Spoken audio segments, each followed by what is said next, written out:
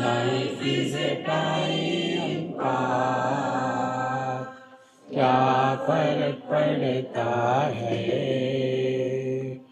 कोई दिक्कत नहीं, पता नहीं, जो थारी राय सो मारी राय, nothing to do, nowhere to go, देखो सुनो मत बोलो, wherever, whenever, whatever you are, be 100% Karnataka, किसी को आओ मत कहो, किसी को जाओ मत कहो, ना कुछ पाना ना कुछ खोना, who asked you, even zero complaint level, मौज में रहो, be happy.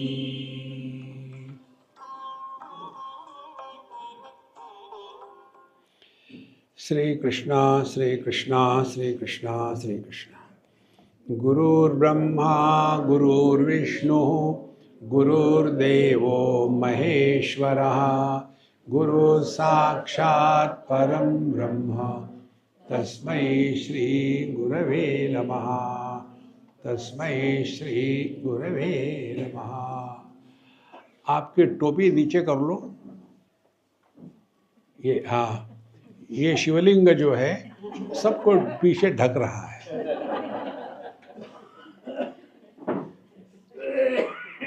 रखो टोपी, फिर पीछे बैठ लेना। सामने बैठ करके रखते हैं ना, तो ये ऐसा करेंगे तो पूरी की पूरी लाइन भी वो ऐसे फिगर करेंगे।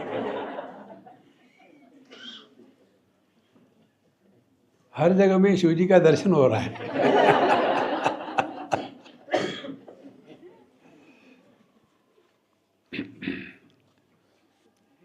11वां मंत्र। ज्ञात्वा देवं सर्वपाशापहानि,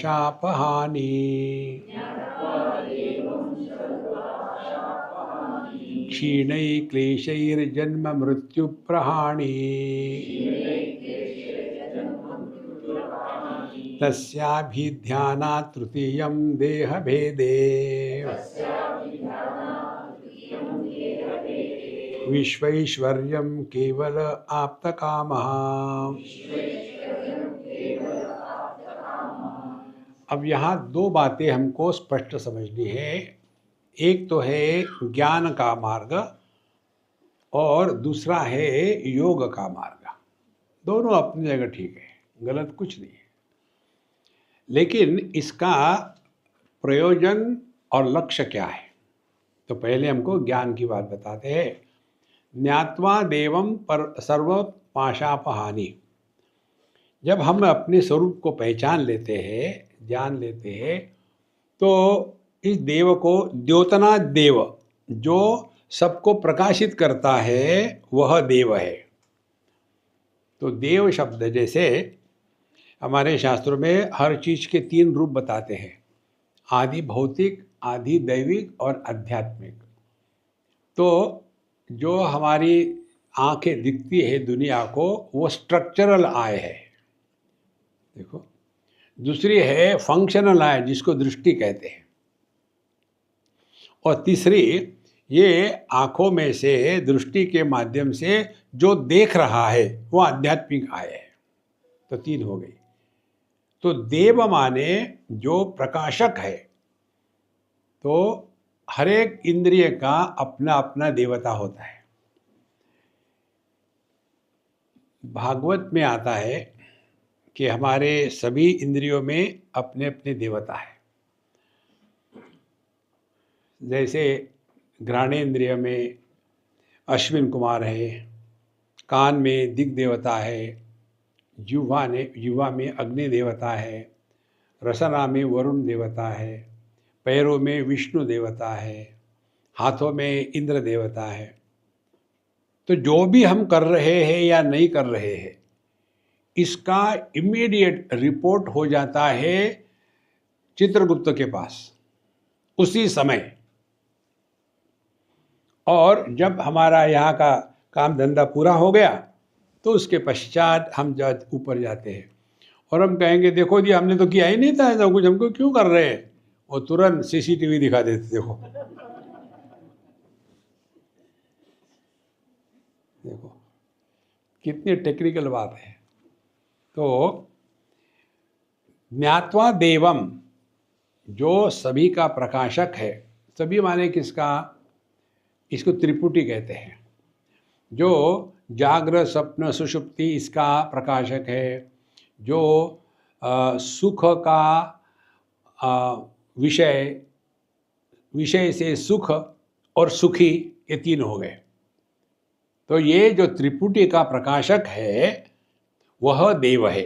ज्ञात्वा देवम, जब हमने अपने स्वरूप को पहचान लिया तो क्या होगा, अब ये हमको समझना है। तो क्या कहते हैं कि सर्व पाशापहानि, हम सभी के सभी पाशों में बंधे हुए हैं। अब पाश क्या है, पाश है दो, सूखा कचरा, गीला कचरा।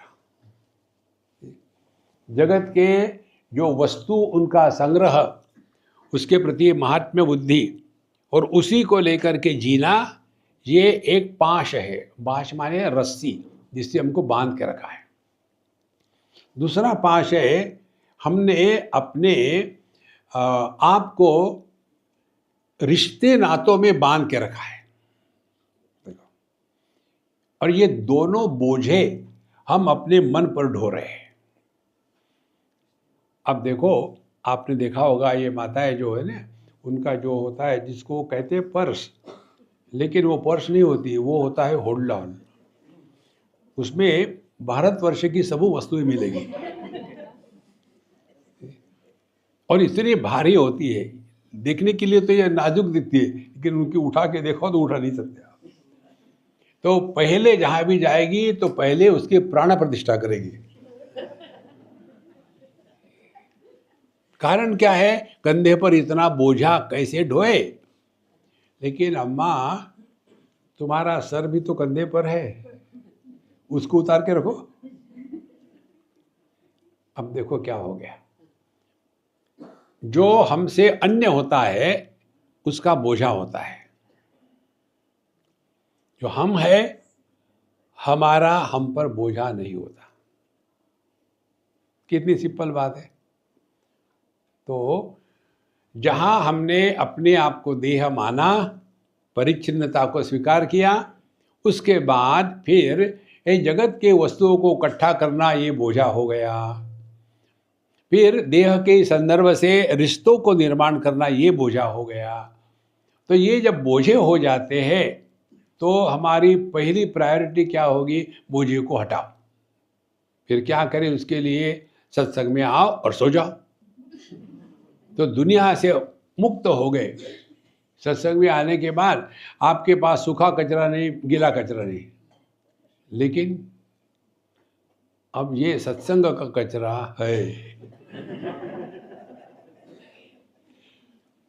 देखो, सत्संग में आपको प्यार नहीं मिलता, सत्संग में आपकी गलत धारणाओं पर प्रहार होता है।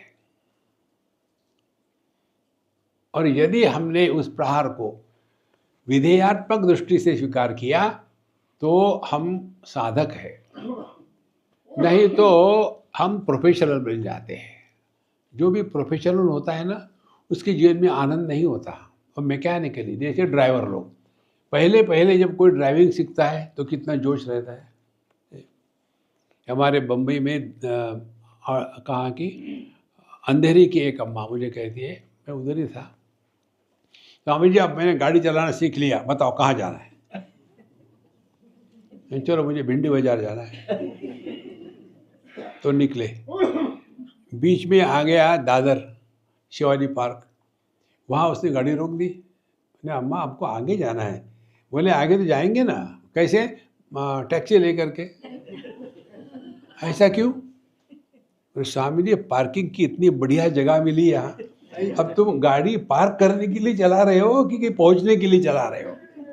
वहाँ क्यों नहीं? बोले स्वामी जी वहाँ पार्क करने के लिए गाड़ी को रिवर्स करना पड़ता है, मुझे वो नहीं आता। लो, और एक बार ये एक्सपर्ट हो गए तो देखो, मैं नहीं जाऊंगा वहां, किसी दूसरे को भेजो। कोई भी कार्य कर्म आप मैकेनिकली करो, उसमें से रस निकल जाता है। देखो कितनी सिंपल बात है। जब करते रहेंगे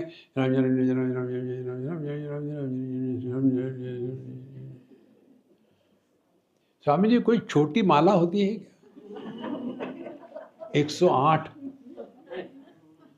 हमने कही महात्माओं क्या देखिए, छोटी सी माला होती है। हाँ, वो होती है। तो उसका क्या है, उसकी 4 माला की एक माला बनती है, उसमें केवल 28 मणि होते हैं। 108 तो 4 बार घुमाओगे तब आपकी एक माला होगी। ऐसी 36 माला आपको रोज करनी है।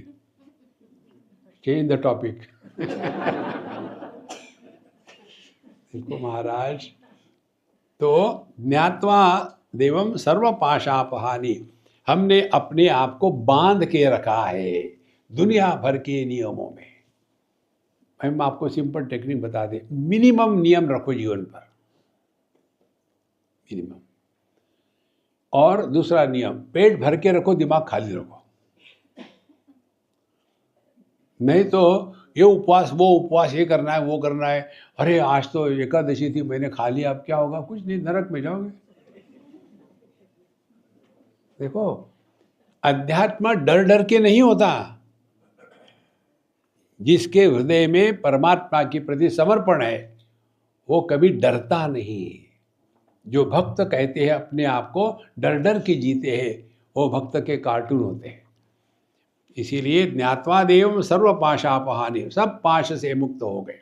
और फिर क्षीण ही क्लेश ही, जो क्लेश होते हैं, देखो शारीरिक मानसिक बौद्धिक क्लेशों का भी बहुत वर्णन आता है शास्त्रों में, हम इतना ही समझ ले। शारीरिक क्लेश आएंगे, दुख का अनुभव होना एक बात है और दुखी होना दूसरी बात है। इसको आप एकदम स्पष्ट समझ लो। हमारे यूपी में स के पहले अ लगाने का नियम है, उल्टा प्रदेश, हर चीज उल्टी है। तो क्षीण ही क्लेश ही, तो कितने क्लेश है? यही क्लेश है स्थूल देह को लेकर के। 6 क्लेश है। एक तो है बुढ़ापा मृत्यु, ये एक हो गई जोड़ी। दूसरी है भूख प्यास, ये हो दूसरी जोड़ी हो गई प्राण को लेकर के। तीसरी है शोक मोह, ये जोड़ी हो गई मन को लेकर के। सर्व क्लेश ही हानि। अब हम जगत में रहेंगे, दुख आएंगे, लेकिन दुखी होने से इनकार करेंगे। क्षीण क्लेश ही, फिर जन्म मृत्यु प्रहाणी, फिर हमारे लिए पुनरपि जननम पुनरपि मरणम पुनरपि जननी जठरे शयनम, ये कहानी हमेशा के लिए शांत हो जाएगी। ये कैसे शांति हो जाएगी? अरे हम मरे ही नहीं तो जन्म कहाँ से होगा? देखो ज्ञान क्या है? दृष्टि में परिवर्तन लाना, बाकी कुछ नहीं करना, ये ज्ञान है। जैसे ये उदाहरण हमने आपको दिया था, बाहर हवा है, हाँ जी, अंदर हवा है। बाहर की हवा सार्वजनिक है, अंदर की हवा हमारी वैयक्तिक है। अब ये वैयक्तिक हवा में क्या है? तो उसमें बताते हैं प्राण अपान व्यान उदान समान। अब बाहर की हवा अंदर की हवा, ये बाहर अंदर का गणित किसके कारण हो रहा है? क्योंकि संदर्भ देह का है। अच्छा, ये दो हवा यदि अलग अलग हो तो बाहर की हवा के साथ अंदर की हवा का कांटेक्ट तोड़ दो। हमको क्या करना है? बाहर से आवाज आ रही, दरवाजा बंद कर डालो। बाहर की हवा हमको नहीं चाहिए, हमारे अंदर की हवा काफी है। फिर क्या करें? कुंभक करो आधे घंटे के लिए। माने सत्य क्या है? हवा देह में नहीं है, देह हवा में है। ये सूक्ष्म बात है, ठीक है, पकड़ लेना। उसी प्रकार से जो वस्तु हमारे मन में प्रवेश नहीं करती उसकी सत्ता हमारे लिए नहीं होती। देखो, जैसे आप देख रहे हैं पीछे जो भी कुछ है मुझे पता नहीं, तो वो आपने देखा है तो उसका ज्ञान आप ही को होगा। मैंने नहीं देखा तो मुझे नहीं होगा। तो अब इसको और सूक्ष्मता से देखो, जैसे आप मुझे देख रहे हो। अब ये बताओ, ये ज्ञान आपको मैं जहां हूं वहां हो रहा है कि आपके अंदर हो रहा है? अंदर हो रहा है। और ये दो मन है कि एक ही मन है?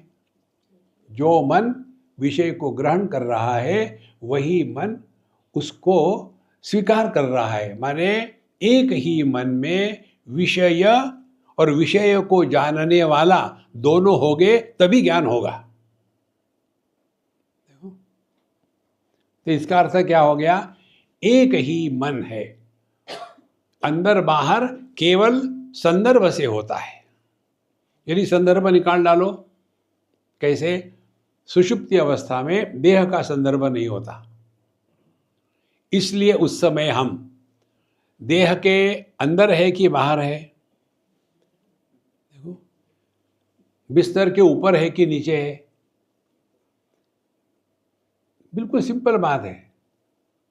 तो अध्यात्म क्या है, ज्ञान का मार्ग क्या है? जब तक के ये अंदर बाहर को हम सत्य मानेंगे तब तक के संसार से निवृत्ति नहीं होगी। और अंदर बाहर के लिए एक रेफरेंस चाहिए, और ये रेफरेंस हमको एक ही मालूम है, देहात्म भाव। तो जहां देहात्म भाव को स्वीकार करें लेकिन उसके द्वारा प्रभावित ना होवे, ये है ज्ञान। देखो, जैसे छोटे बच्चे, हम उनको स्वीकार करते हैं, हम प्यार से उनको अपने गोद में ले लो, और वो जहां जो नहीं करना चाहिए कर देते हैं। तो क्या उस बच्चे को मार देंगे हम? स्वीकार किया, बच्चे करते ही है, ऐसा छोड़ो। इसी प्रकार से जगत में रहते समय बाहर के जगत के द्वारा जब हम प्रभावित नहीं होंगे, जैसे, ध्यान से सुनना, जैसे बाहर के आकाश को कुछ नहीं होता, चाहे वल्केनो आ जाए, चाहे तूफान आ जाए, चाहे आग लग जाए, कुछ नहीं होता। वही का वही गुण इस कमरे के अंदर के आकाश का है ना। तो ये अंदर बाहर क्यों होगा? क्योंकि हमने ये दीवालों को महत्व दिया है। इसी प्रकार से जो शुद्ध परमात्मा जिसमें सब कुछ है वही अंदर है, वो बाहर नहीं है। ये अंदर बाहर का कारण देहात्म भाव है। इसीलिए इस ज्ञान में प्राप्ति नहीं होती। देखो, फिर ये क्या है ज्ञान? प्राप्तस्य प्राप्ति। कई बार होता है ना, हाथी में चाबी होती है। अभी मैं कहाँ गया था, उनके हाथ में चाबी थी, कहाँ गई चाबी, हमको जाना है, ये करना है, पता नहीं कहाँ रख दी, और इसको भेजा वहाँ, उसको भेजा, सबको भेजते रहे। और हमेशा ये मेरी पत्नी ऐसी करती है, और पत्नी वही थी और हंस रही थी। इनको हंसने को कुछ होता है नहीं, क्यों हंस रही है? और जोर से हंस रही थी। उसको इतना गुस्सा आया, स्वामी जी के सामने कैसी बिहेव करती है। तो उसने मेरे कान में आके कहा, स्वामी जी चाबी इनके हाथ में है, मजा देखो, अब देखो मजा। और ये बोले जा रहे, हाथ में चाबी है उनके, कहाँ गई कहाँ गई। और जब पता चला तो फिर है पैथेटिक लाफ। उसमें खुशी नहीं होती, बेवकूफ़ी होती है। देखो, हंसी अनेक प्रकार की होती है। देखो, इसीलिए साधु संतों को अपने अनुभूति का वैसा आनंद नहीं होता जैसा हम लोगों को होता है। जब मालूम है तो उसमें क्या गेन है, कहाँ लॉस है? यदि लॉस की कल्पना करी और फिर पता चला तो फिर खुशी होती है। इसीलिए ज्ञान में आपको कुछ नहीं मिलता, कुछ नहीं मिलेगा, ये पकड़ लो। इसीलिए यदि आप ज्ञान के मार्ग पर चलते हो और आपके मन में ये कल्पना हो ये करेंगे तो वो मिलेगा, you have dialled wrong number. इच्छा पूर्ति यह अध्यात्म नहीं है, इच्छा निवृत्ति यह अध्यात्म है। कर्म में जाओ वही है, उपासना में जाओ वही है। कोई भी स्तोत्र ले लो आप, हम लोग राम रक्षा पढ़ते हैं ना, उसमें आता है भर जन्म भव बीजा नाम तर जन्म यमदूता नाम। यदि ये करोगे तो ये जो यमदूत है उनको डांट करके हकाल देंगे भगवान राम, दुख की निवृत्ति होगी, सब कुछ मिलेगा। ये करो, कोई भी स्तोत्र ले लो आप, हर एक स्तोत्र के अंत में जाकर के इच्छा पूर्ति ही होती है। पुत्रार्थी लभेत पुत्र और अर्थार्थी लभेत अर्थ, कुछ न कुछ चाहिए। एक कहानी हमने बहुत सुंदर पढ़ी कही, एक बार भगवान ने सब दुनिया को निर्माण कर दिया और सभी कल्पनाओं को भी निर्माण कर दिया और कहा जाओ जहाँ जगह मिलेगी रह लो। तो सब इच्छाएं इत्यादि सब जगह जाने लगी और एक थी जो थी सबकी दादी माँ, चाह, इच्छा। तो इसमें एक को जो जिसको भेजा था वो थी कर्स। कर्स तुम भी जाओ जहाँ रहना रह लो। कर्स को हिंदी में आह कहते, उसकी आह लग गई तो आह भगवान ने पैदा करी, भेज दिया जाओ जहाँ भी जाती कोई इसको स्वीकार ही नहीं करता। Who will receive the curse? और सब जगह ढूंढी, किसी ने आह को स्वीकार नहीं किया। तुम्हारी आह लग जाएगी, दूर हटो, नजदीक मत आना। फिर ये रोते गई वापस, पापा मुझे कोई नहीं स्वीकार करता। तुम बेवकूफ़ हो। फिर क्या, चद्दर ओढ़ के जाओ, बुर्का पहन के जाओ, चद्दर ओढ़ के। तो आह ने चद्दर ओढ़ी तो क्या हो गया? चाह। यही कामना है, यह हमको सबका सत्यानाश करती है। इच्छा ही हमारे जीवन का कर्स है। जो थारी राय सो मारी राय।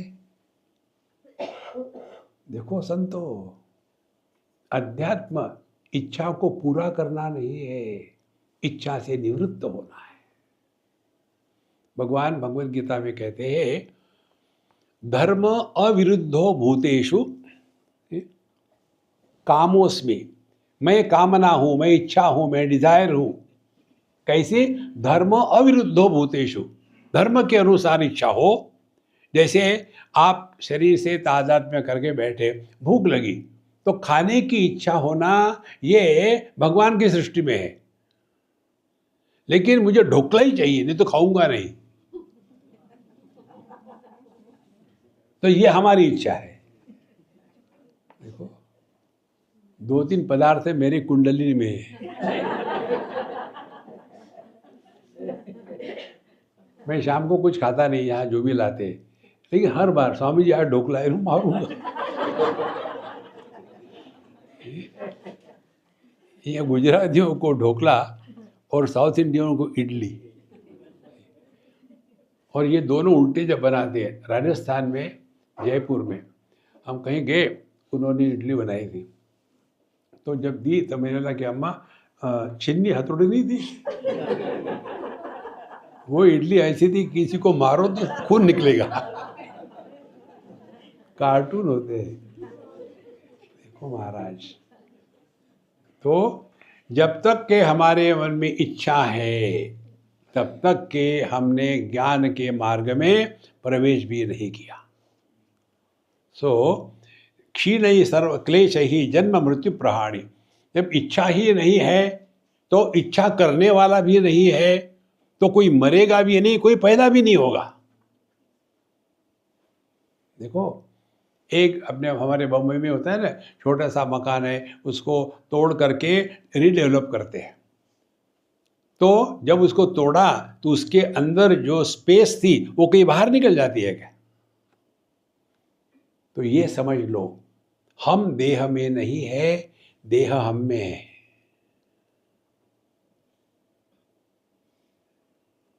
देखो, पूरी आपकी दृष्टि बदल जाएगी।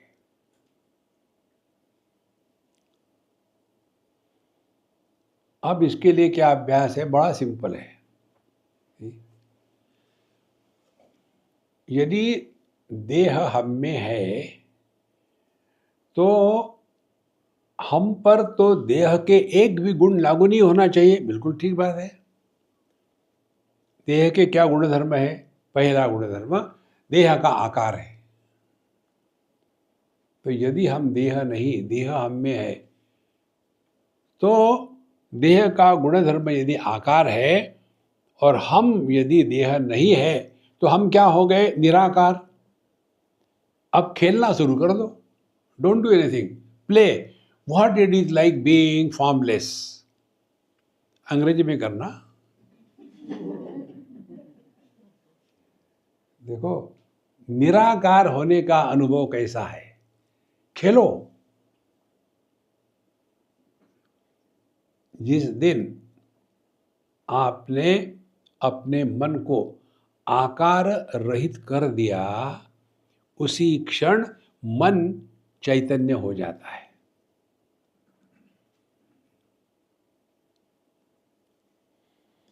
पति पत्नी झगड़ा किए, अब डाइवोर्स हो रहा है, फिर क्या?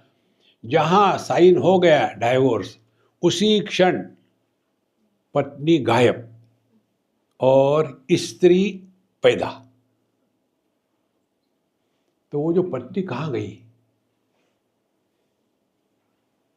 कहीं नहीं गई, क्यों? थी ही नहीं।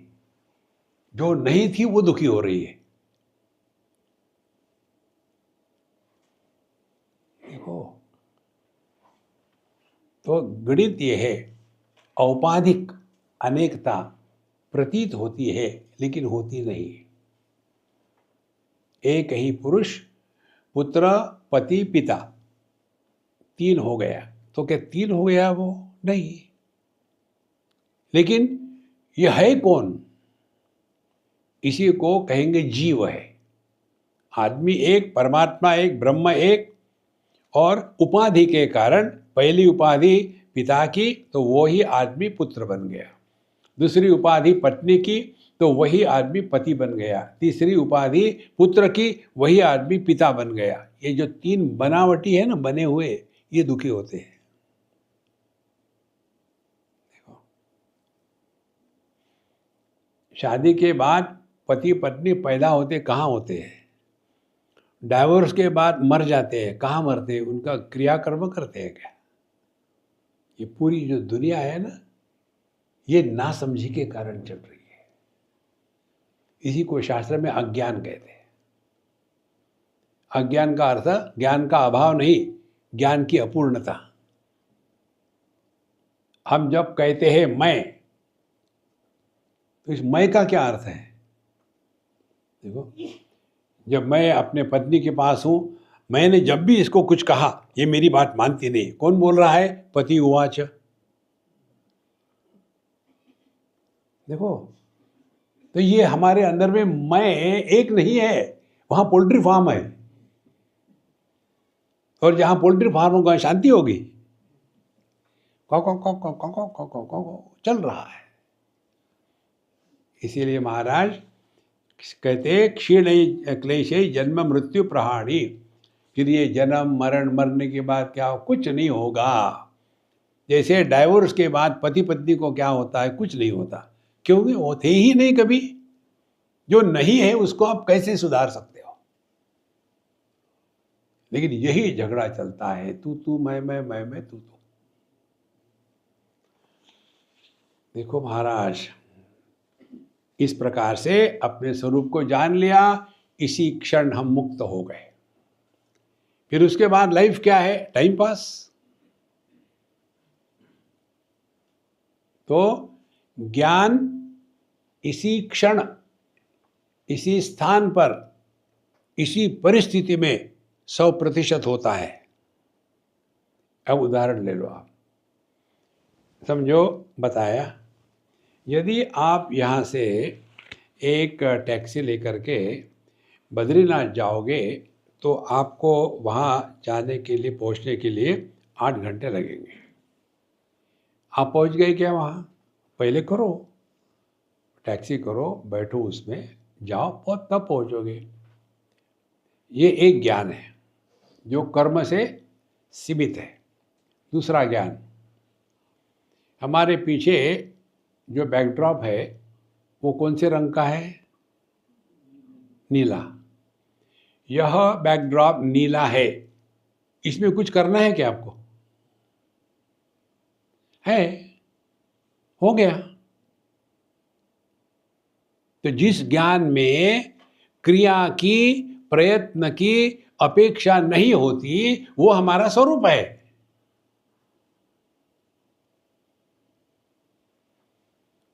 देखो कितना सिंपल है ये। नहीं, मुझे मेडिटेशन करना है। मेडिटेशन करते करते झपकी आ जाती है, उसको कहते हैं झटका मेडिटेशन। अब ये एक मार्ग बताया। दूसरा मार्ग कहते हैं तस्य अभिध्यानात्। लेकिन हमने इस ज्ञान को जीवन में प्रैक्टिस नहीं किया। तो ज्ञान की प्रैक्टिस क्या है? देखो, सुनो मत बोलो, ये ज्ञान की प्रैक्टिस है।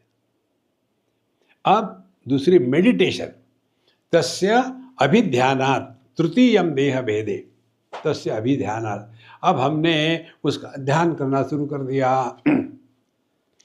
I am not the body, I am not the mind, I am not the intellect, I am not the body, parroting going on.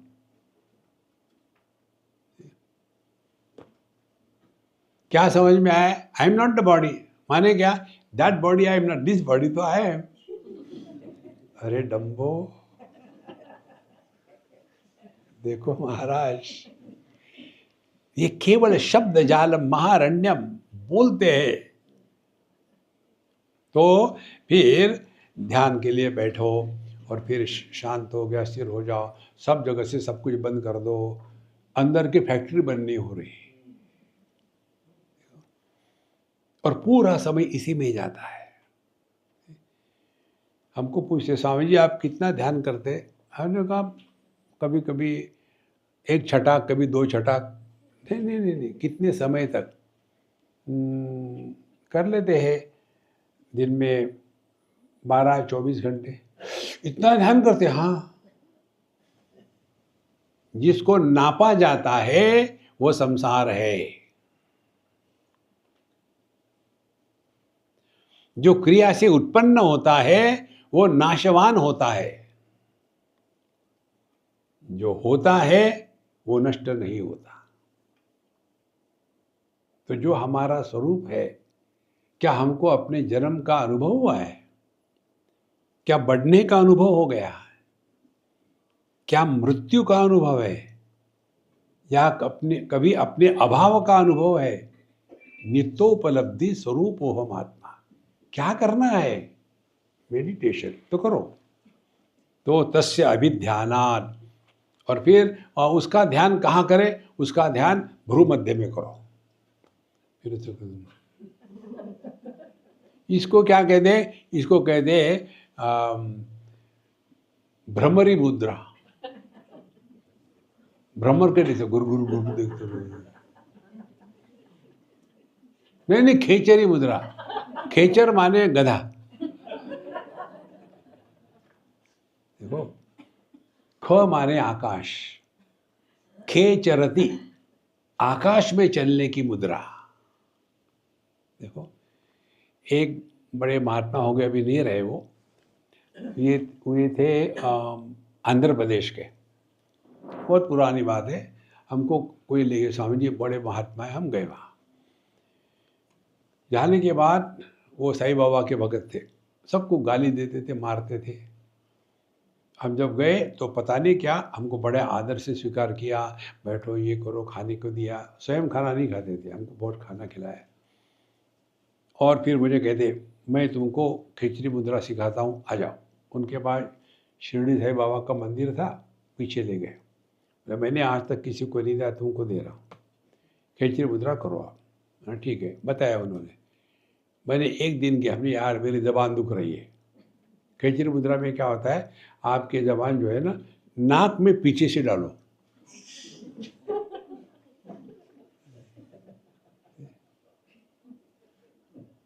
हमने कहा मुझे नॉर्मल रहने दो, मुझे कहीं नहीं जाना, मुझे कुछ नहीं चाहिए। नहीं, आपको ये सिद्धियाँ प्राप्त हो जाएगी। बिल्कुल नहीं चाहिए मुझे। योग के मार्ग पर पतंजलि महर्षि ने भी कहा है, इसमें योग के मार्ग पर ये सिद्धियां है ना, ये प्रतिबंध है। सिद्धियां क्या करती है? देखो, मैंने आपको आशीर्वाद दिया, आपका भला हो गया। उसको कर्ज किया, उसका सत्यानाश हो गया। ये किसी का भला करना, किसी को शाप देना, ये कब संभव है? जब द्वैत को हमने सत्य माना है तब। द्वैत की प्रतीति होवे, लेकिन द्वैत के द्वारा प्रभावित न होवे, यह अध्यात्म है। उदाहरण के लिए, अपने दांत, अपने होठ, कई बार जब कट जाते हैं होठ, तो क्या हम दांतों को उखाड़ के फेंकते हैं? इसी प्रकार से जगत में यदि ये भाव हुआ कि मैं सबसे अलग हूँ, मुझ में अच्छी शक्तियाँ है, मैं बड़ा ज्ञानी हूँ, बाकी के मूर्ख है, इस प्रकार से भाव निर्माण हुआ, तो हमने अभी अपनी साधना एक छटाक भी नहीं करी। इसीलिए कहते हैं तस्य अभिध्यानात्, फिर हम ध्यान करेंगे, हम ब्रह्मास्मि, मैं ब्रह्म हूँ, मुझे सब ये जागृत हो गई। मेरे तो सभी चक्र खुल गए हैं और कुंडलिनी भी जागृत हो गई है, इसके आगे क्या करें पता नहीं। अपने गुरु से पूछो, वही तो समस्या है क्या? वो तो मर गए। इसीलिए मैं आपके पास आया हूँ, स्वामी जी मुझे बताइए। हमारे बॉम्बे में हुआ था। हमने कहा भागो यहाँ से। क्यों? तुम गुरु खाऊ हो, एक गुरु को तुमने खा लिया है, अब मुझे खाने आए हो, भाग यहाँ से। देखो महाराज, ना अब ये बताइए, मेरे चक्र खुल गए, क्या करो? बटन खुल गए, बंद करो ना।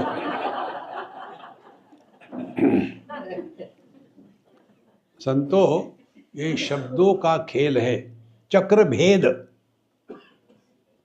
भेद का अर्थ उसको तोड़ना फोड़ना नहीं है।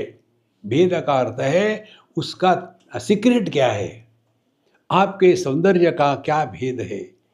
हम लाइफ बॉय की चाय बना के पीते हैं। देखो, भेद, सीक्रेट। ये सभी चक्रों की सीक्रेट क्या है?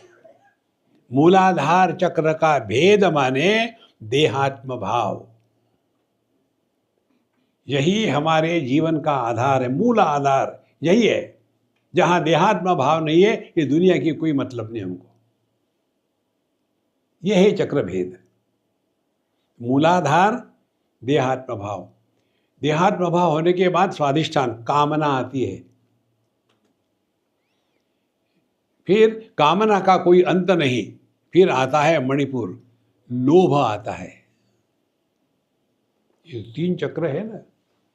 त्रिविधम नरकस्येदं द्वारम नाशनमात्मनः काम क्रोधस्तथा लोभः तस्मात् एतत् त्रयम् त्यजेत्। देखो संतो, नरक ये शब्द, इसका अर्थ बड़ा सुंदर है। हमारी संस्कृत भाषा में क प्रत्यय लगाने से शब्दों के अर्थ में परिवर्तन नहीं होता, वो केवल मीटर जुड़ाने के लिए लगा देते हैं। जैसे नर, नर माने क्या? आदमी, पुरुष। नरक वही अर्थ है। देहात्म भाव से जीना यही नरक है। इसीलिए इस चक्कर में पड़ेंगे तो फिर यही गुदगुद हो रही है, हो गया कल मेरे गले में कुछ कुछ हो गया था, खांसी हो गई थी, नहीं नहीं कुछ तो ऐसा आ रहा था ऊपर ऊपर, तुम्हारे प्राण निकल जाएंगे। अरे बाप रे।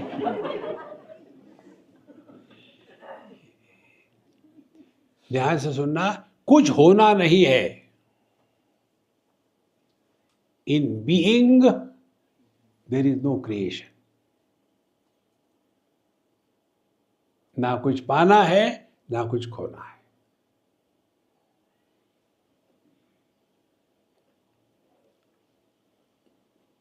ये जो आपका अनुभव है इस समय, ये अनुभव 24 घंटे रहता है।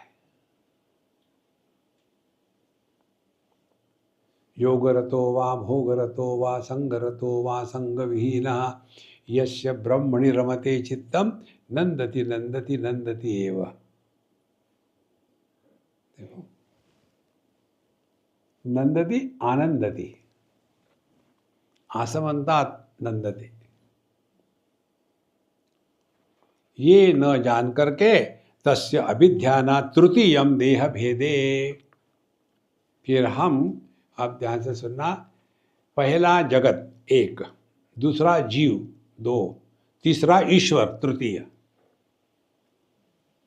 माने अब सभी सिद्धियां प्राप्त हो गई। इच्छा जीव में है, किसकी? जगत की। जब हम ध्यान करते करते पहले जगत को जीत लिया, फिर जीव को जीत लिया, फिर ईश्वर बन गए और सबको आशीर्वाद देना शुरू कर दिया। आप देखेंगे most of the Mahatma pose देते हैं आशीर्वाद। इसका क्या अर्थ है? चुप। देखो, तृतीय माने अपने ऐश्वर्य को प्रकट करना, ईश्वरत्व। तो जहां भी आप देखो, जहां महात्माओं के पास जाकर के आपके रोग की निवृत्ति होती है, आपकी इच्छा की पूर्ति होती है, वहां कितनी भीड़ भड़का मिलेगा, क्योंकि मेजॉरिटी वही है सब। हमारा अध्यात्म कैसा है कि दुनिया की प्राप्ति ये लक्ष्य है और उसको पूरा करने के लिए भगवान को एम्प्लॉय करते हैं। कितने घरों में देखो आप, घर के बाहर दरवाजे के दो साइड में दो छोटे दीवार में छेद होते हैं। एक जगह में हनुमान जी, दूसरी जगह गणेश जी। गणेश जी हम बाहर जा रहे हैं, ध्यान रखना। गणेश जी कहते ठीक है। माने भगवान बन गए हमारा मार्ग और ये दुनिया बन गई हमारा लक्ष्य। इसीलिए सभी भगवान हंसते हैं, आ गया बेवकूफ। देखो संतो, इसीलिए तस्य अभिध्याना तृतीयम देह भेदे। अब उसने अपने वैयक्तिक देह से ऊपर उठ करके अब सभी शक्तियां जागृत कर ली। देखो, फिर विश्वैश्वर्यम केवलम, फिर उसको सभी विश्व का ऐश्वर्य मिलने लग जाता है। देखो, आप कहीं भी चले जाओ, अभी हम गए थे पुट्टपार्थी, वहाँ 1, 2, 3, 4, 10 करोड़ों लोग आते हैं। ऐश्वर्य, क्योंकि उनमें सभी शक्तियां थी, ऐश्वर्य हो गया। सो तस्य तृतीयम देह भेदे विश्वैश्वर्यम, फिर ये पूर्ण विश्व का संपूर्ण ऐश्वर्य उनको प्राप्त हो गया। और उसके पश्चात उसमें से भी मन उपरत हो जाने लगता है। देखो, जितनी इच्छाएं कम होगी उतना आप अपने स्वरूप के पास है। फिर क्या होगा? विश्वेश्वर फिर केवल, फिर वो कैवल्य प्राप्ति का अधिकारी हो गया। कैवल्य प्राप्ति का तात्पर्य है कि जिसमें सजातीय विजातीय स्वगत भेद नहीं रहते, उस अनुभूति को कैवल्य कहते हैं। विजातीय भेद माने जाति माने आकार, पशु जाति वनस्पति जाति ये भिन्न है, विजातीय भेद। सजातीय भेद माने सभी पशु है, कोई गाय है, कोई भैंस है, कोई घोड़ा है, कोई गधा है, ये विजातीय भेद हो गया। एक ही गाय है, उसके सींग उसके दुम नहीं है, उसके दुम उसका पेट नहीं है, उसका पेट उसके पैर, सजातीय भेद हो गया, ये स्वगत भेद हो गया। तो जिसमें ये तीनों प्रकार के भेद नहीं है, तो कौन से तीन भेद है? जीव जगत भेद, जीव ईश्वर भेद, ईश्वर जगत भेद, जगत जगत भेद, जीव जीव भेद। ये 5 भेद जिसमें नहीं है उसको कैवल्य कहते हैं। देखो, पूर्व पश्चिम उत्तर दक्षिण, ये कहाँ है? आकाश में नहीं है, ये हमारे मन में है। तो जो कैवल्य है, सभी भेद समाप्त हो गए। सभी भेद समाप्त होने से क्या होगा? किसी के भी प्रति राग द्वेष नहीं होगा। जैसे अपने देह को ले लो, अपने पैर से लेकर के सर तक के सब में एक ही तत्व है जानने के बाद फिर कभी भी ये भाव नहीं आता ये महत्व का, ये महत्व का नहीं है, क्योंकि सब में मैं ही हूँ। इसको कहते केवल।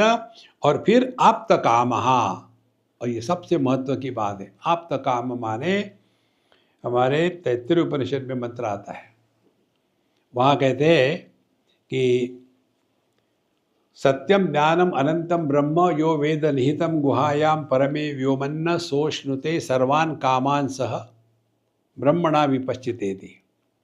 जिसने अपने स्वरूप को पहचान लिया है उसके जीवन की सभी कामनाएं युगपत साइमल्टेनियसली पूरी हो गई। हमारी कामना सीक्वेंस में पूरी होती है, सभी कामनाएं एकदम पूरी हो गई माने क्या? अब एक भी कामना नहीं रही। ये कहते हैं आप्त काम। ये सब का तात्पर्य क्या निकला? अध्यात्म माने कामनाओं से मुक्ति। देखो, यदि आपको भूख नहीं है तो आप होटल में जाओगे क्या? देखो, हमको कौन हमारे जीवन को चला रहा है, काम या शाम? बहुत महत्व की बात है महाराज ये। इसीलिए ये ध्यान के चक्कर में आदमी सब करते करते अल्टीमेटली यही पहुंच जाता है। हमारे गणेशपुरी में एक बहुत बड़े महात्मा हो गए, आपको पता होगा, नित्यानंद बाबा। हमको जब भी टाइम मिलता हम वहाँ जाते हैं, बड़ा आनंद है। तो वहाँ एक बार उन्होंने कहा, मैं यहाँ सबको हीरे देने के लिए बैठा हूँ, लोग आके मुझे हिंग मांगते हैं। अब देखो, दरिद्री क्या मांगना है ये भी मालूम नहीं, क्योंकि देहात्म भाव में ऐसे फंसे हैं।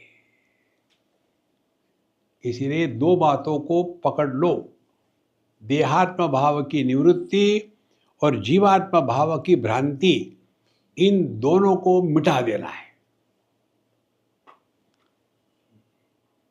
बहुत हो गया देह देह। अब देहात्म भाव की निवृत्ति का मतलब क्या है? 2 बातें होगी।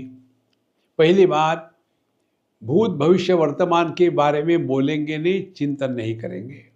दूसरी बात कि हम सूखा कचरा इकट्ठा करना कम कर देंगे। और जीवात्म भाव की निवृत्ति माने रिश्ते नातों से अपने आप को बचाओ। आपको सब पता है महाभारत का युद्ध किसके बीच में हुआ था? दुश्मनों के, भाइयों के बीच में हुआ था ना। दुश्मनों से दुख नहीं होता, दुख अपनों से होता है। फिर भी हम समझते रहे। हमको कहाँ पूछा था, स्वामी जी महाभारत से क्या सीखना चाहिए? हमने एक ही बात सीखना चाहिए, किसी के साथ भाईचारा मत करो, दूर रहो, सबसे दूर। क्यों? कौरव पांडवों का जिंदा एग्जाम्पल है, मारते मारते एक दूसरे को मर गए। देखो, मनुष्य अपनों के कारण जितना दुखी होता है, दुश्मनों के कारण नहीं होता। हमारे भारत की स्थिति देख लो, हम बाहर के दुश्मनों से जितने दुखी नहीं है, उतने अंदर के दुश्मनों से दुखी है। बाहर के दुश्मनों को मारना तो आसान है, जब जो अपने होते हैं और दुश्मनी करते हैं, तो ना तो उनको पकड़ सकते हैं ना छोड़ सकते हैं। यही संसार है। इसीलिए यहाँ जो बताते हैं, बड़ी महत्व की बात है कि विश्वैश्वर्यम केवल आप तक आमहा, तो अल्टीमेटली जीवन का लक्ष्य सभी इच्छाओं से मुक्त होना। एतज्ज्ञेयं नित्यमेवात्म संस्थम नातः परम वेदितव्यम हि किंचित भोक्ता भोग्यम प्रेरितारम च मत्वा सर्वम प्रोक्तम त्रिविधम ब्रह्म में तद। अब ये दो मार्ग बता दिए। ज्ञान का मार्ग वही है, हमने अपने स्वरूप को पहचान लिया, इसीलिए इच्छा नहीं है। योग का मार्ग वो है कि हमने अपनी इच्छा का त्याग कर दिया, माने दोनों का अर्थ एक ही है। लेकिन योग के मार्ग में ये झंझट संभव है। हम यही बायलेंस में चले जाएंगे, किसी को आशीर्वाद देना है, किसी का भला करना है, और ये करना वाले चक्कर छोड़ो, चिंतन करो। हम जब मृग जल देखते हैं तो उसको लेकर के कभी मन में ऐसा प्रश्न आता है क्या, इतना पानी वेस्ट हो रहा है, इसको हार्वेस्ट कैसा करें? Can we harvest this waters? Can we change the direction of this waters? नहीं, हम उसका उपयोग भी नहीं करना चाहते, उसको नष्ट भी नहीं करना चाहते। उसके जानने के बाद अभिमान भी नहीं होता, मालूम है, I know what is mirage water, वो भी नहीं होता। कारण क्या है? हमने उसको एक प्रतीति, भ्रांति के रूप में स्वीकार किया है। ये जब तक दुनिया को आप ठोस मानोगे ना, तब ठोके जाओगे। ये दुनिया हमेशा ऐसी ही रहेगी। देखो कितनी सिंपल है, केवल समझने से सब ठीक हो जाता है। हमारे कौन सा युग था वो, सत्य युग में हिरण्यकश्यपु, हिरण्याक्ष, बड़े बड़े राक्षस थे, वो चला गया। फिर त्रेता युग आया, वहाँ भी रावण, कुंभकर्ण आदि बड़े बड़े भयानक राक्षस थे, वो भी चला गया। फिर द्वापर युग आया, वहाँ भी कौत्स, चाणूर, मर्दन, क्या क्या बड़े बड़े थे, वो भी चले गए। अब कलियुग आया, हम सब है।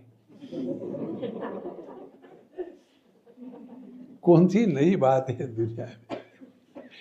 ये हमेशा ऐसा ही था, ऐसा ही रहेगा। तो हम यहाँ किस लिए है? टाइम पास, ना कुछ पाना ना कुछ खोना। हमने अध्यात्म को इतना भयानक बना के रखा है। यही देहरादून में बहुत पुरानी बात है, होगी 30, 35, 40 साल के पहले की। मैं जब यहाँ आया था लेक्चर देने के लिए, तो जो हमारे होस्ट थे उन्होंने किसी न्यूज़पेपर के रिपोर्टर को बुलाया कि स्वामी जी का इंटरव्यू लेकर के पब्लिश कर देना। वो आई कन्या, बोले महाराज ये क्वेश्चन से आप तैयार करके रखना, मैं आऊँ शाम को। मैं दूसरी बार नहीं पढ़ता, तुम ले जाओ। तो अभी तैयार है आप? ना, तैयार है। उसने प्रश्न पूछना शुरू कर दिया, फ्रस्ट्रेट हो गई। बोले आखिरी प्रश्न, कम से कम इसका ठीक बताओ। तो क्या है? बोले जब आप दुनिया से जाओगे तो आपके पद चिन्ह इस दुनिया में कैसे छोड़ना चाहते हो? तो मैंने कहा पहली बात, तुम मेरे पद चिन्ह देखने तक जिंदा नहीं रहोगी।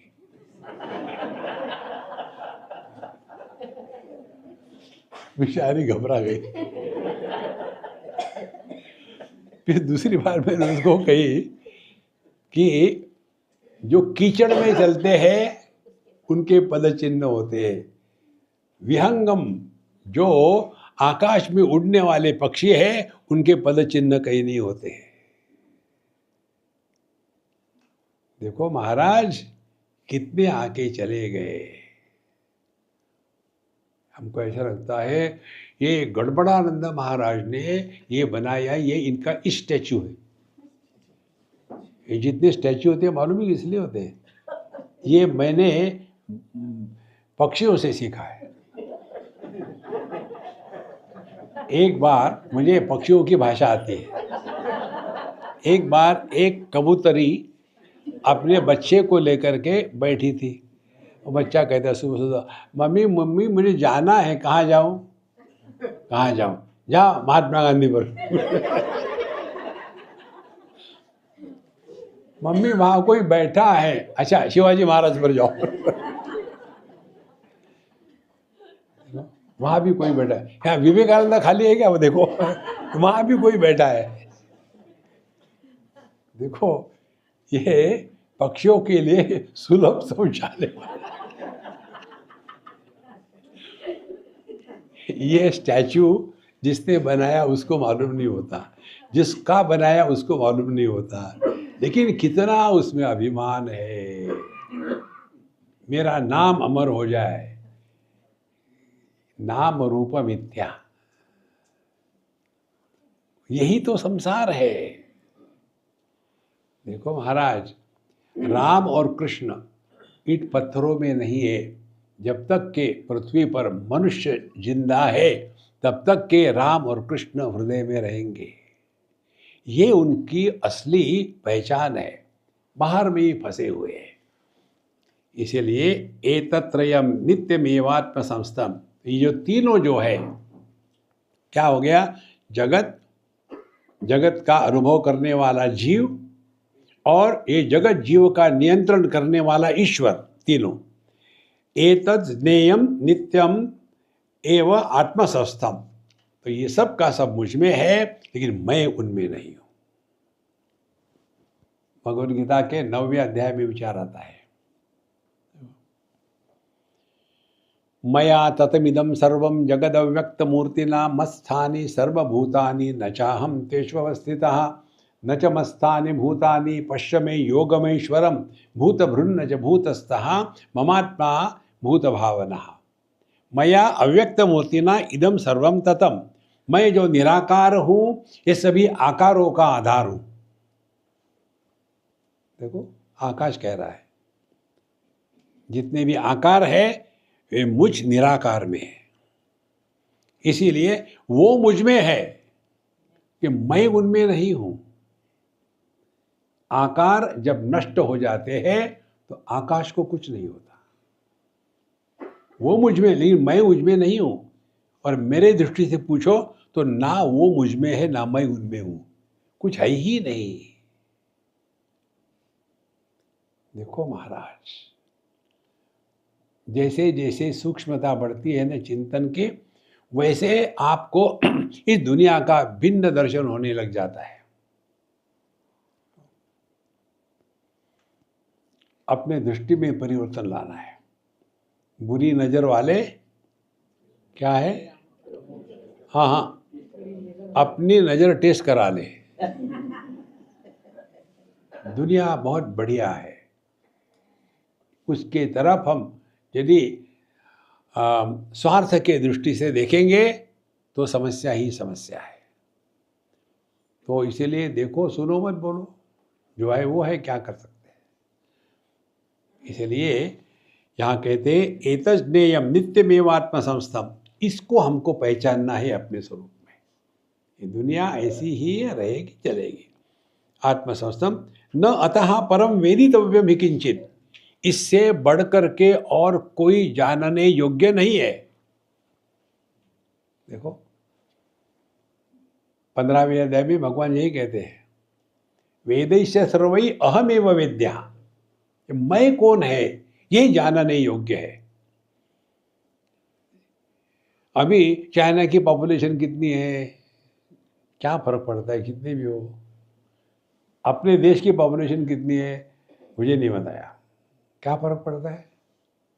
फर्क पड़ता है हम कौन है ये जानते हैं या नहीं। इसीलिए न अतः परम वेदितव्य में किंचित, इससे परे जानने योग्य जगत में कुछ भी नहीं है।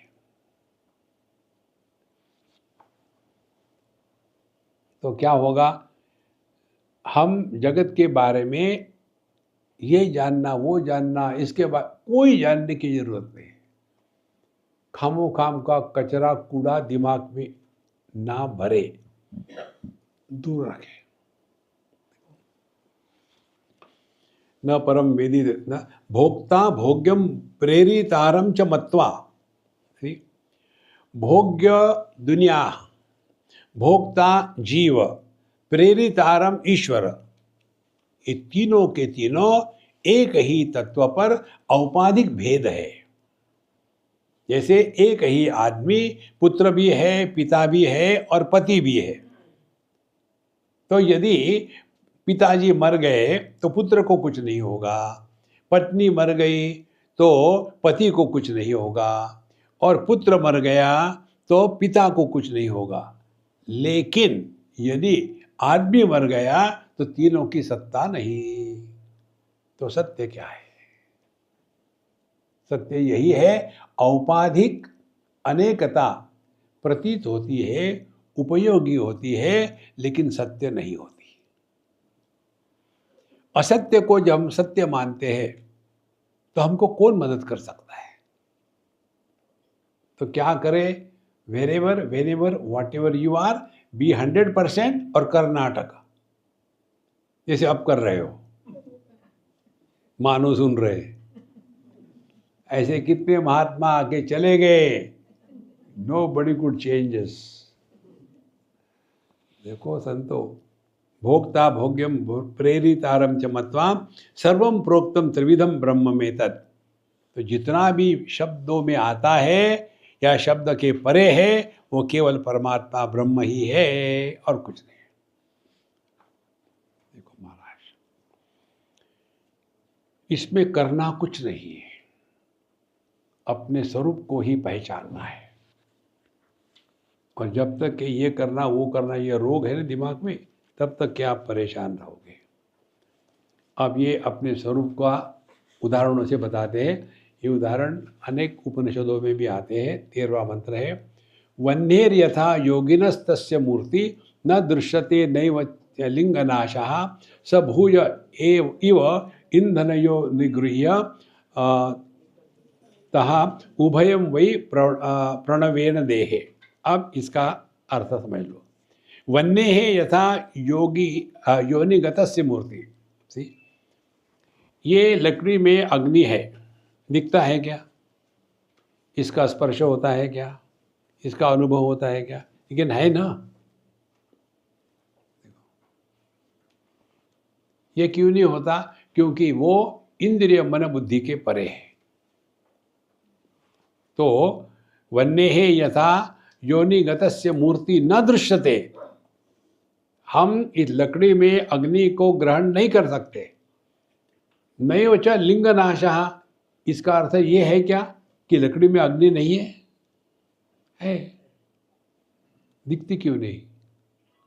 ये दूसरा सिद्धांत समझ लो।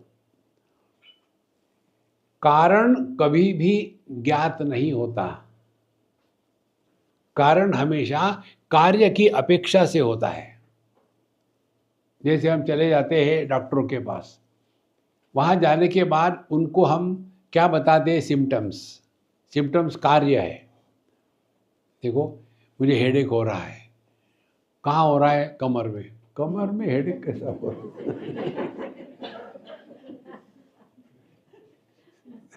है?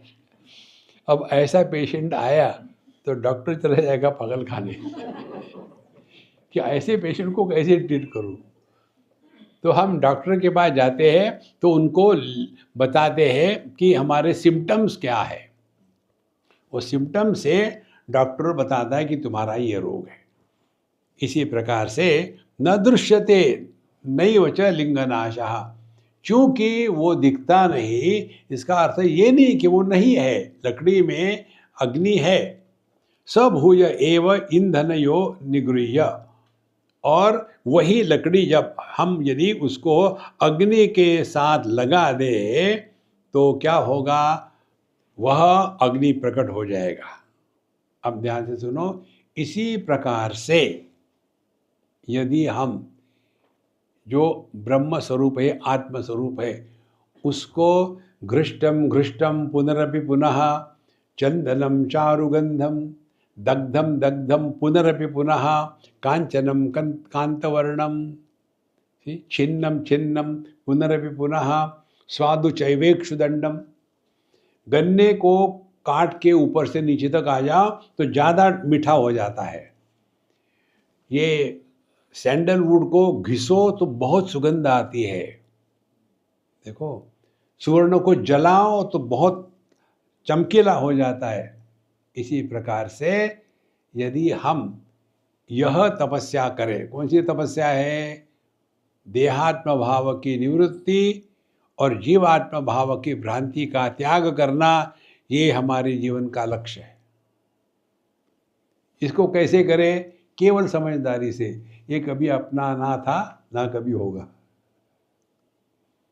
देह ना तो हमने पैदा किया है, ना तो हमारी बात मानता है, फिर भी मैं देह हूं। ज्ञानी है ना। जीव ना तो कहीं दिखा है ना कुछ है। कल्पना कर लेते हैं मरने के बाद स्वर्ग में जाओगे और फिर वहां के बताते भोग, वहां मालूम है क्या है? पहली बार जीएसटी नहीं है। अच्छा,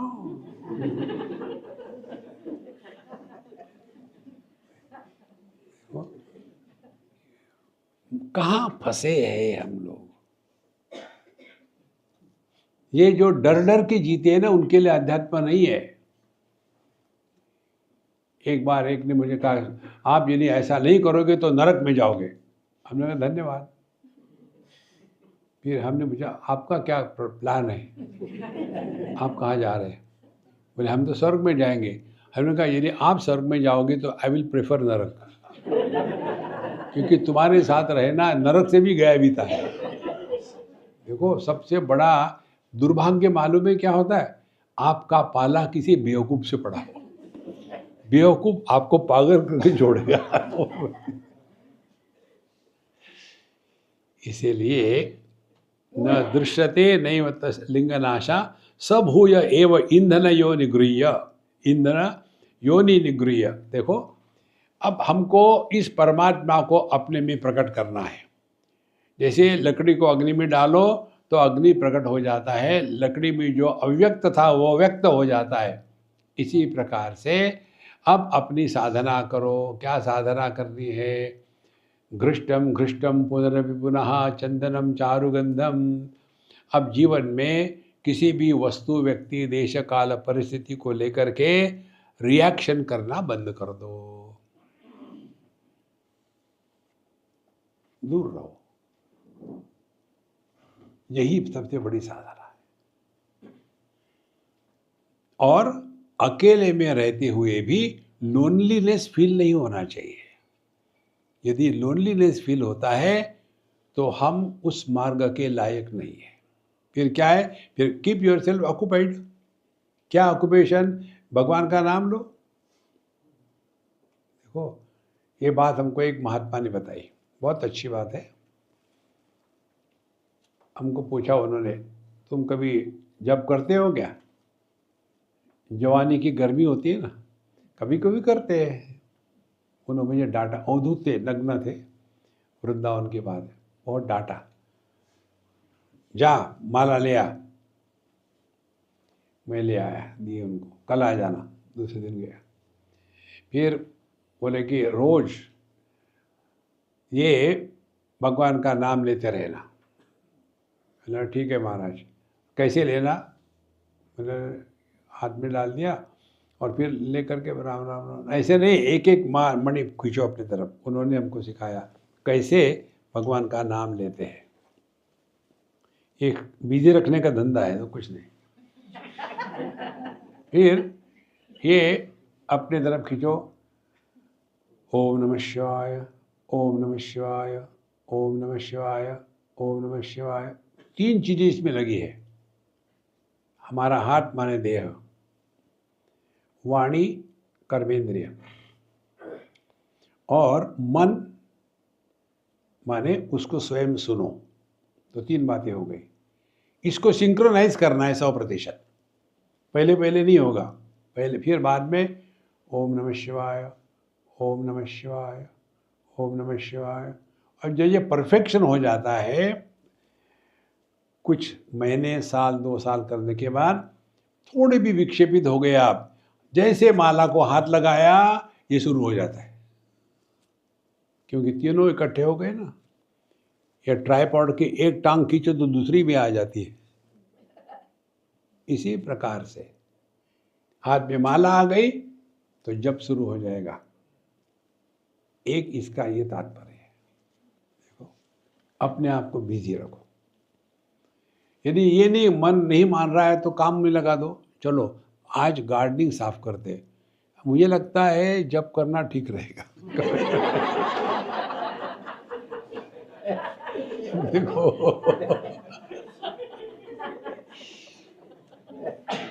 अपने आप से गुस्सा मत करो, खेलो, मन से खेलो, और आप देखेंगे एक दिन आपको समझ में आएगा, हम जितना ज्यादा बिजी रहते हैं उतने हम प्रसन्न रहते हैं। अपने आप को मरने की फुर्सत नहीं देना है, इतने बिजी रखो। तो उसके द्वारा ये मनीराम ठिकाने पर आते हैं। और फिर एक बार ये पकड़ में आ गया, उसके पश्चात फिर जो दूसरी टेक्निक आपको बताई है, बैठ करके अपने आप से मत बोलो, बस, और शांति का श्रवण करो। माने शब्द हम निर्माण ना करें और बाहर के आने वाले शब्द के द्वारा प्रभावित ना हो।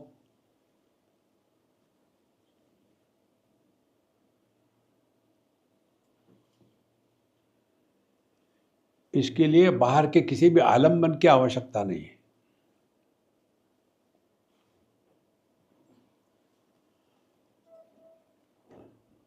ये कठिन नहीं है, बहुत आसान है, कोई भी व्यक्ति इसको कर सकता है। तो वन्नीर यथा योनि गतस्य मूर्ति न दृश्यते। तो जिस प्रकार से अग्नि लकड़ी में होते हुए दिखता नहीं, लेकिन योग्य प्रकार से करो तो दिख पड़ता है, प्रकट होता है। उसी प्रकार से हम अपने स्वरूप को पहचानते नहीं, लेकिन यदि हमने योग्य प्रकार से चिंतन किया तो क्या चिंतन है? वृत्ति रहित अनुभूति।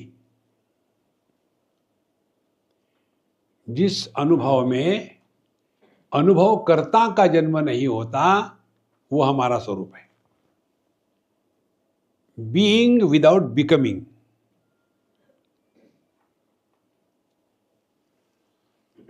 हम कैसे बन जाते हैं कुछ, जो भी अनुभव है उसके बाद तुरंत कमेंट्री शुरू हो जाती, कुछ बन गए। ये जो छोटा दिखने वाला मंत्र है ना, अत्यंत पावरफुल है ये। देखो, सुनो, मत बोलो।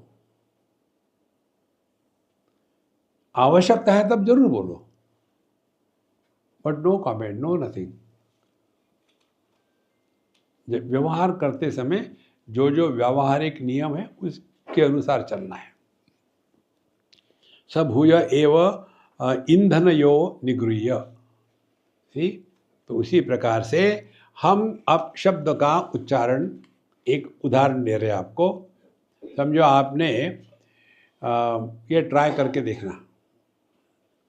आप शांत बैठ करके अपने ही हृदय में अपने ही हृदय की धड़कन सुनो।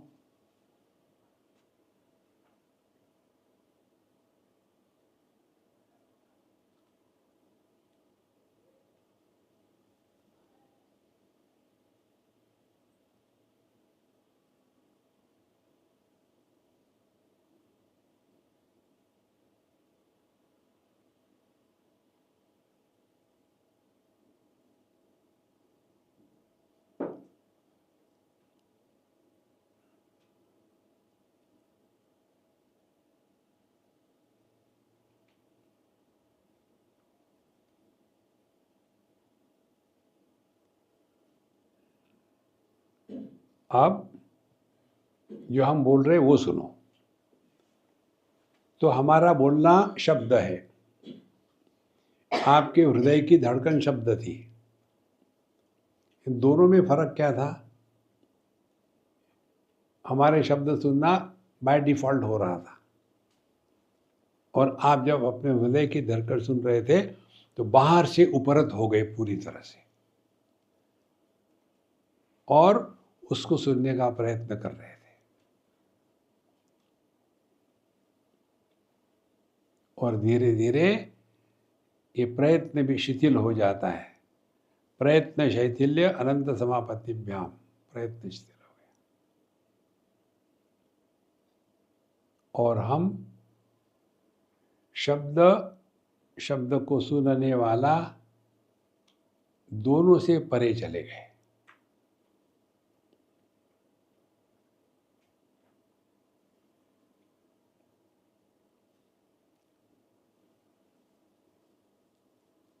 स्थित्वा श्याम अंतकाले भी ब्रह्म निर्वाण मृच्छति, भगवद गीता कहती है 2वें अध्याय के अंतिम श्लोक में। इस तत्व को जीवन में केवल एक ही बार हमको जानना है, अनेक बार नहीं, क्योंकि अनंत एक है, जो शांत है वो अनेक है। जैसे आप भगवान का नाम शांत है, ओम नमः शिवाय, ओम नमः शिवाय, ओम नमः शिवाय, you can repeat it. Try to repeat silence.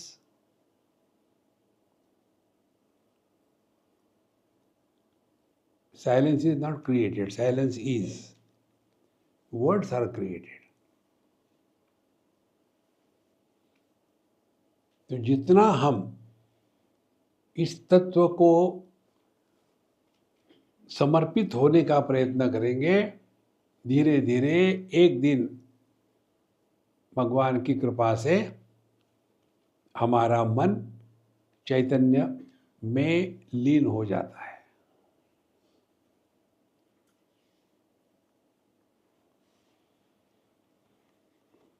और उसके पश्चात दृष्टि में परिवर्तन आ जाता है।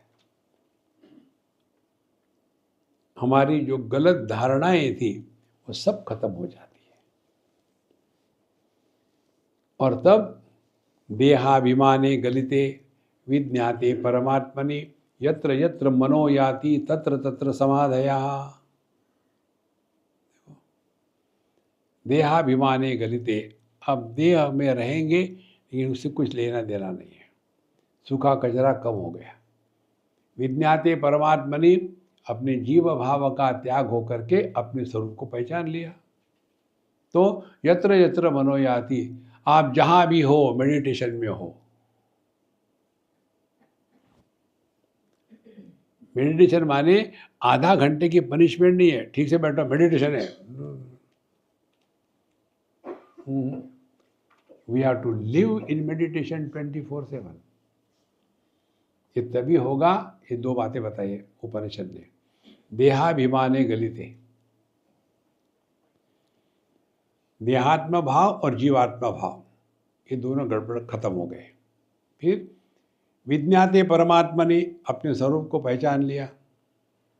फिर यत्र यत्र मनो याति, जितने आसानी से आकाश ये 4 महाभूतों का आधार देता है लेकिन उनके द्वारा प्रभावित नहीं होता, उतने ही आसानी से हमारा स्वरूप है।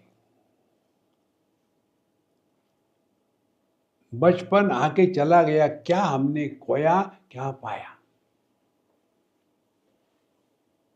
जवानी आके चली गई, क्या खोया क्या पाया। देखो, ये सब चला चली का खेला हम में हो रहा है। इसको ग्रहण इसलिए नहीं कर सकते हम लोग क्योंकि हमारी विचारधारा देह के अंदर में बैठ कर के चल रही है।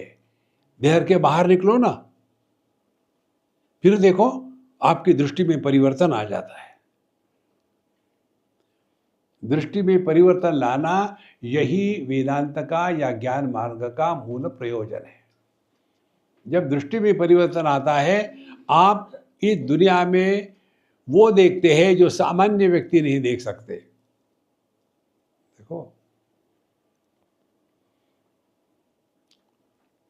सामान्य व्यक्ति क्या देखेगा, एक उदाहरण देते हैं आपको। एक बार हम साउथ अफ्रीका में थे, किसी बड़े मॉल में गए हमारे मित्र के साथ। उसकी दुकान है और हम घूम रहे थे तो कोई एक वस्तु देखी, बहुत अच्छी लगी। हमने कहा यार ये वस्तु बड़ी अच्छी है, इसका ये काम हो सकता है, मैं इसको अपने कैमरे में लगा सकता हूँ तो लाइट भी ठीक आएगा, फिर अंधकार का चक्कर नहीं। जैसे मैंने उस वस्तु को देखा, भोगने की इच्छा शुरू हो गई, उपयोगी है। हमने कहा ये मेरे मन में विचार आए, इसको देख करके तुम्हारे मन में क्या विचार आ रहे? बोले स्वामी जी सच बताओ, आप ले लो। नहीं नहीं नहीं, मुझे बताओ, मैं खेल रहा हूँ, मेरी आध्यात्मिक साधना खेलना है, सीखो हर एक से। बोले स्वामी जी मेरे मन में ये विचार आ रहे हैं, ये आदमी कितने को दे रहा है रिटेल में, कह रहा है कि 200 रैंड्स, वहाँ का करेंसी रैंड है, 200 रैंड्स, तो मैं उसके साथ बार्गेन करूँगा, मुझे होलसेल में कितने में देगा? तो वो कहेगा कि मैं आपको दे दूँगा 150 रुपये में, फिर मैं उसे भाव करूँगा, नहीं 75 रैंड में दे देना, और कर आ करके 80 तक ले लूँगा उससे, और फिर मैं 10-20 पीस ले करके अपनी दुकान में रख दूँगा और वहाँ अपना लेबल लगा दूँगा, और वहाँ फिर मैं वो 80 का लिया हुआ मैं 250 में बेच दूँगा। हो गया फायदा। वस्तु वही है, दृष्टि में कितना फर्क है देखो, कितनी महत्व की बात है। उपनिषद में आता है, असुर्या नामते लोका अंधेन तमसा वृता तागम से प्रत्याभिगच्छन्ति एके च आत्महनो जना। जो आत्महत्यारे है, कौन है? असुर्या नामते लोका, जो केवल दुनिया में ईंट पत्थर और भोग में लगे हैं। क्यों? अंधेन तमसा वृता, उनके जीवन का लक्ष्य एक ही है, भोग भोग रोग रोग, और कुछ नहीं। फिर मरने के बाद कहाँ जाते हैं? नरक में जाते हैं। कौन है वो? असुर या नामते लोका, आत्महत्यारा। एक आत्महनो जना, आत्मा तो अमर है, उसकी कैसी हत्या होगी? देखो, इसीलिए शास्त्रों के शब्दों का अर्थ केवल व्याकरण या संस्कृत आती है इसलिए नहीं होता, उसका हमको तात्पर्य समझ लेना है।